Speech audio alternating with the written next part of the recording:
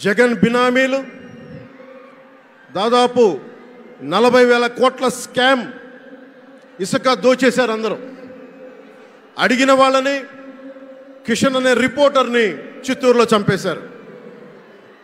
ఇక law and order దృష్టికి వస్తే ఆంధ్రప్రదేశ్ హైయెస్ట్ గాంజా క్యాపిటల్ అయిపోయింది.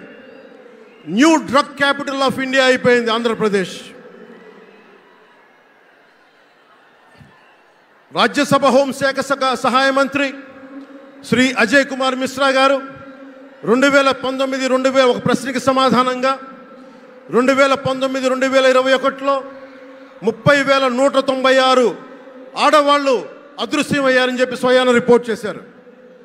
7,918 మంది 18 ఏళ్లలోపు యువతులు, 22,278 మంది 18 ఏళ్ల దాటిన యువతులు.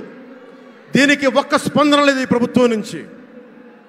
ఒకవైపు ఆత్మనిర్భర్ భారత్గా, సెల్ఫ్ రిలయంట్ భారత్గా ఎక్కడి నుంచో విదేశాల నుంచి వచ్చిన సంస్థలు భారతదేశానికి వస్తుంటే ఆంధ్రప్రదేశ్కి రావాల్సిన సంస్థలు పారిపోతూ ఉన్నాయి. 2,200 కోట్ల పెట్టుబడితో సంస్థ హైదరాబాద్ తరలిపోయింది. Amar Raja, Franklin Templeton, Reliance electric unit ఇవన్నీ ఈరోజు వెళ్ళిపోయినాయి ఆంధ్రప్రదేశ్ నుంచి. పారిశ్రామిక ప్రగతి ఒకప్పుడు 2019లో 10.24% ఉండగా ఈ రోజున -3.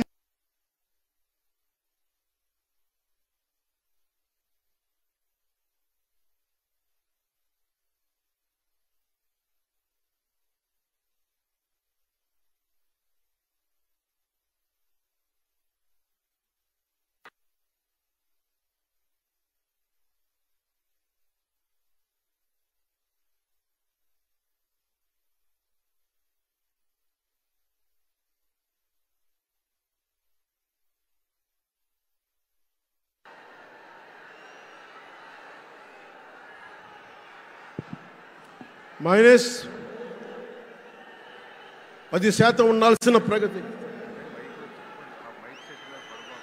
దయచేసి మీరు అందరూ మైక్ సెట్ మీద పడకుండా దూరంగా వెళ్ళండి. అందరూ దయచేసి మీ ఉత్సాహం రాష్ట్రం వైపు చూపించండి, దేశం వైపు చూపించండి. మైక్ సెట్ మీద పడితే మనకి మాట్లాడటానికి ప్రధానమంత్రి గారు విలువైన మెసేజ్ ఇస్తారు. దానికోసం మైక్ మీద పడకుండా, కన్సోల్ మీద పడకుండా దయచేసి అందరూ అక్కడున్న యువకులు అందరూ దయచేసి ఒత్తిడి చేయకుండా వెనక్కి వెళ్ళండి. ఆంధ్రప్రదేశ్ నెగిటివ్ గ్రోత్ పోతా ఉంది. మా మీద తెలుసు వైజాగ్లో ఇన్సిడెంట్లు కానీ ప్రతిపక్ష నాయకుల మీద ఎలాంటి దాడులు చేశారో, బీజేపీ కార్యకర్తల్ని పొట్టల్లో కత్తులు గుచ్చి పేగులు బయటికి తీశారు వైసీపీ నాయకులు. వైఎస్ వివేకానంద రెడ్డి గారిని మర్డర్ చేయించిన ప్రభుత్వం ఇది. సిబిఎన్ గారిని ఇబ్బంది పెట్టిన ప్రభుత్వం అరెస్ట్ చేసి నన్ను స్వయాన అనేక పర్యాయాలు అడ్డుకున్న ప్రభుత్వం ఇది. ఈ ప్రభుత్వం పోవాలి. ఈ ప్రభుత్వం పోవాలంటే ఒకటే, డబ్బులు పెరిగిపోయిన జగన్కి ఎవరు అడ్డు ఆపు లేరు, నేను ఏదైనా చేయగలను అనుకుంటున్నాడు. రావణాసురుడు కూడా ఒకటే అనుకున్నాడు, నా చుట్టూ బంగారంతో కట్టిన లంక ఉంది, వజ్రాలతో వైడూర్యాలతో ఉన్న పుష్పక విమానం ఉంది, ధీరులు సూరులు మంది మార్బలం ఉన్నారు అనుకున్నాడు. నన్నేం చేయగలడు అనుకున్నాడు. నార చీర కట్టుకొని నేల మీద నిలబడి శ్రీరాముడు బాణంతో చంపేశాడు. రాష్ట్రాన్ని రావణ కాష్టం చేసిన అయోధ్యకే రాముణ్ణి తీసుకొచ్చిన శ్రీ మోదీ గారు ఇక్కడ ఉంటే, రాష్ట్రాన్ని రావణ కాష్టం చేసిన చిటికిని వేలంత రావణాసురుణ్ణి తీసేయడం అంత కష్టమా? నేను తాడేపల్లిగూడెం సభలోనే చెప్పాను, ఇక్కడ నుండి నేను దేవదత్తం పూరిస్తున్నానని. అర్జునుడు పూరించిన శంఖం దేవదత్తం అంటే నేను దేవదత్తం అన్నాను, కానీ పాంచజన్యం అనలేదు. అది పూరించాల్సింది ద్వారకలో ఉన్న శ్రీకృష్ణుడే. అక్కడి నుండే మోదీ గారు పాంచజన్యాన్ని వచ్చిన మోదీ గారు, గుజరాత్ ద్వారక నుంచి వచ్చిన శ్రీ మోదీ గారు ఈ కురుక్షేత్ర యుద్ధం కోసం పాంచజన్యాన్ని పూరిస్తారు.